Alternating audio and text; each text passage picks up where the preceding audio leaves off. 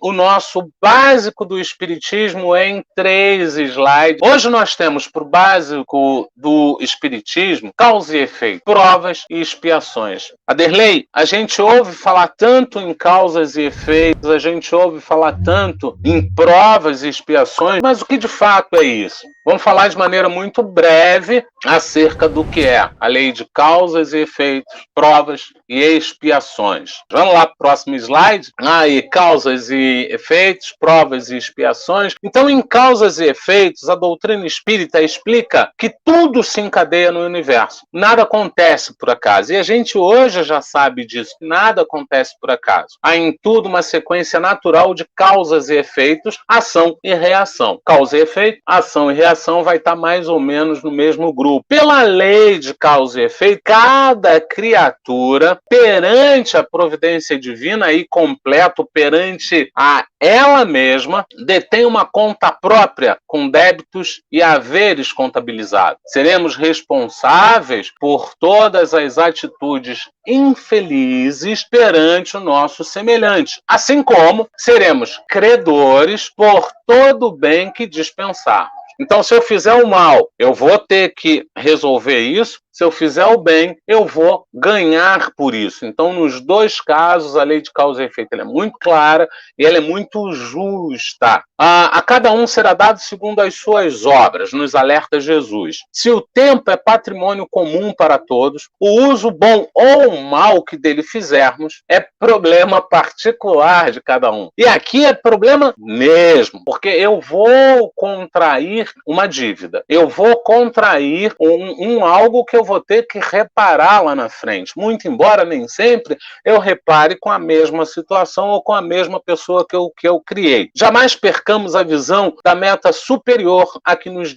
destinamos. E, com Jesus, empenhamos-nos no culto do amor vivo, criando a felicidade para com todas as criaturas, porque esta mesma felicidade retornará a nós mesmos, como consequência do nosso esforço cristão. Amor vivo, Aderlei, por favor. Amor vivo é o amor que eu pratico em todas as instâncias da minha vida, do meu dia a dia. Cada segundo, cada hora, cada visão, cada atitude, eu vou praticar, então, um amor que vai ser um amor presente, que vai ser um amor constante. Então, chegamos lá no nosso segundo slide, que é a prova. O que seria a prova? Antes, porém, a gente tem aqui uma passagem de Emmanuel, está no livro O Consolador, que foi psicografado pelo nosso irmão Chico Xavier. A provação é a luta que ensina o discípulo rebelde e preguiçoso a estrada do trabalho e da edificação espiritual. A expiação é a pena imposta ao malfeitor que comete um crime. A gente vai trabalhar isso já já. Provas são, assim, testes, oportunidades de aquisição de experiência, dificuldades que nada têm a ver com equívocos ou erros cometidos no passado, como, por exemplo, riqueza, beleza, vida fácil, tanto quanto pobreza, feiura, vida difícil, isso tudo é prova. Então, eu acredito que eu já superei o egoísmo. Então, eu volto e vou ter várias oportunidades em provas de mostrar para mim mesmo, de consolidar em mim mesmo que eu já não sou mais egoísta. Eu trabalho constantemente a arrogância, volto para o plano espiritual, ou ainda que mesmo na crosta, eu começo a ter então oportunidades de provar para mim mesmo a fim de consolidar que eu não já cedo mais a arrogância. Isso seria uma prova. Aquilo de que eu preciso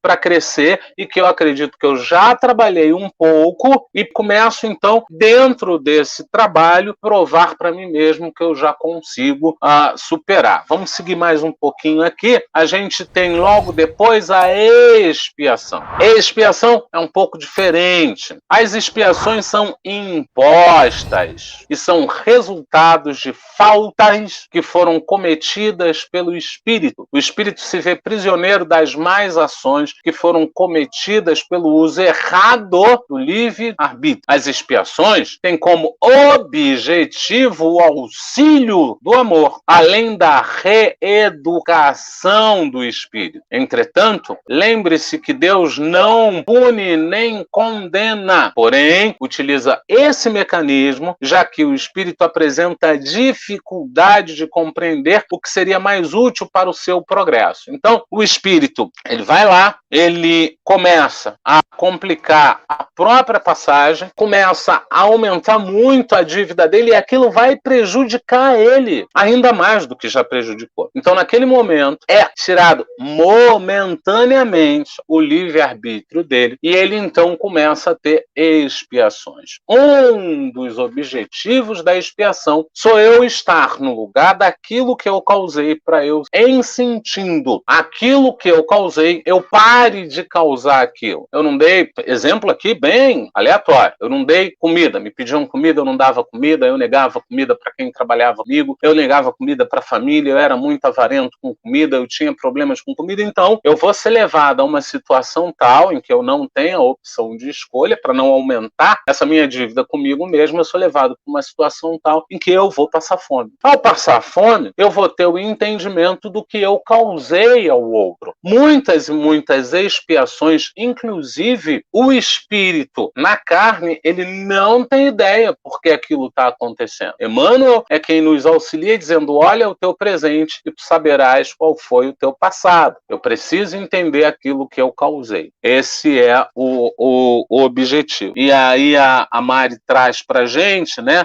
da lei de causa e efeito, nossos atos são necessariamente pagos com as mesmas atitudes que cometemos com o outro? Não.